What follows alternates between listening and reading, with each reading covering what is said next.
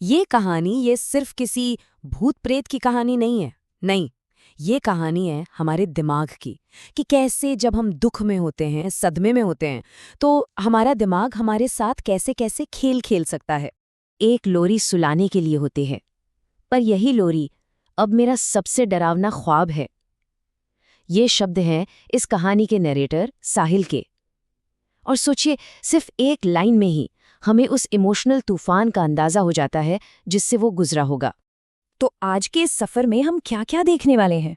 सबसे पहले जानेंगे कि कैसे दुख से एक ट्रिप की शुरुआत हुई। फिर कहानी पहुंचेगी उस 28 किलोमीटर के अजीबोगरीब पड़ाव पर।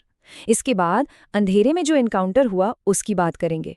और फिर देखेंगे कि कैसे एक लॉरी आईने में एक डरावनी सच में बदल गई। और आखिर में वो जख्म जो आज भी बाकी है। चलिए कहानी की शुरुआत करते हैं। ये सब शुरू होता है एक ट्रिप से। पर ये कोई मजेदार वेकेशन नहीं थी, बिल्कुल नहीं। ये तो एक कोशिश थी अपने एक दोस्त को उसके गहरे दुख से बाहर निकालने की। इस कहानी का एक बहुत ही जरूरी किरदार है समय। अब समय वो दोस्त था जो किसी भी पार्टी की जान होता था, लेकिन 3 महीने पहले एक एक्सीडेंट में उसके छोटे भाई की मौत हो गई। और उस दिन के बाद से वो एकदम चुप हो गया, सबसे कट गया। और आपको बताऊं, यही इमोशनल स्टेट, यही वो नींव थी जिस पर आगे की सारी डरावनी घटनाएं टिकी हुई हैं।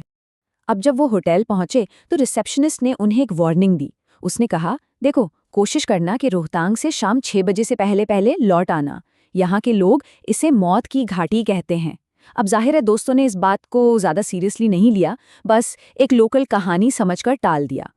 और यहीं से कहानी उस हिस्से में दाखिल होती है जहां हकीकत क्या है और वहम क्या, इसके बीच की लाइन मिटने लगती है।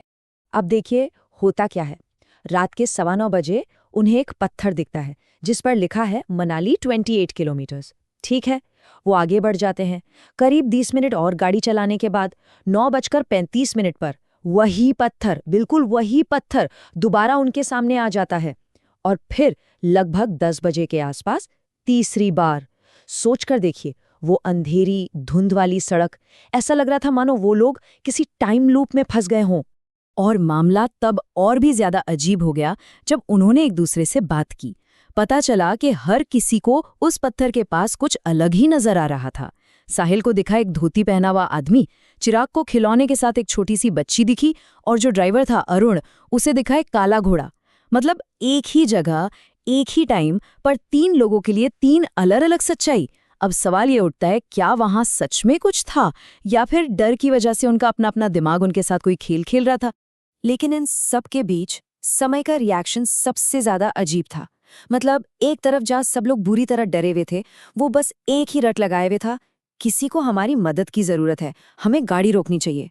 ऐसा लग रहा था जैसे वो अनजाने में अपने उस भाई को बचाने की कोशिश कर रहा था जिससे वो असल जिंदगी में नहीं बचा पाया था।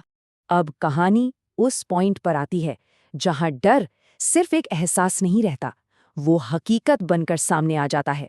सड़क पर उस चीज के साथ एक डायरेक्ट एनकाउंटर। जरा इमेजिन कीजिए, आप एक सुनसान पहाड़ी सड़क पर गाड़ी चला रहे हैं और अचानक आपको दिखता है कि कोई आपकी गाड़ी के साथ साथ दौड़ रहा है। कैसा लगेगा? ठीक यही उनके साथ हुआ। एक लड़के का साया उनकी चलती गाड़ी के ठीक बगल में। और ये भी याद रखिए, गाड़ी की स्पीड थी 40 किलोमीटर प्रति घंटा। लेकिन फिर उन्होंने जो देखा उसने उनके रोंगटे खड़े कर दिए। वो लड़का दौड़ नहीं रहा था, वो बस चल रहा था, नॉर्मल वॉक कर रहा था, 40 किलोमीटर प्रति घंटे की रफ्तार से। ये तो इम्पॉसिबल था, है ना? और बस इसी एक चीज ने उनके डर को प्योर दहशत में बदल दिया। और इसी दहशत भरे माहौल में समय अपनी कार की खिड़की नीचे करता है और फिर से वही बात दोहराता है, शायद इसे हमारी मदद चाहिए। बस यही वो पल था, वो मोमेंट जब सड़क पर मौजूद वो साया समय के मन में दबे दुख के साथ जुड़ गया। चलिए अब वापस होटल के कमरे में चलते हैं, क्योंकि सड़क पर जो बाहरी खौफ था वो अब समय के अंदर दाखिल हो चुका था और एक बहुत ही डरावना रूप ले रहा था। रात के 3:30 बजे साहिल की नींद एक लोरी की आवाज से खुलती है। वो उठकर देखता है तो समय आईने के सामने खड़ा है और खुद को ही देखकर वो लोरी गा रहा है। उसकी आंखें एकदम लाल थी, गर्दन पर अजीब से निशान थे और उसके चेहरे पर एक हल्की सी पर बहुत ही खौफनाक मुस्कान थी। ऐसा लग रहा था मानो समय का जो दुख था अब उसका कंट्रोल किसी और के हाथ में चला गया है। और फिर बेहोश होकर गिरने से ठीक पहले समय एक बच्चे की आवाज में साहिल से पूछता है, अगर मैं रात को तुम्हारी खिड़की पर दस्तक दूं तो तुम खिड़की खोल के मेरी मदद करोगे ना?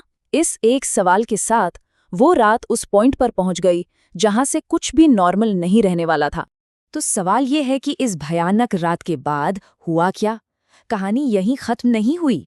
नहीं, इसका असर तो बहुत गहरा और लंबे समय तक रहने वाला था। जब एक पंडित को बुलाया गया तो उन्होंने बताया कि किसी बुरी आत्मा ने समय के दुख का फायदा उठाया और उसके किसी करीबी का रूप लेकर उसे अपने बस में कर लिया था।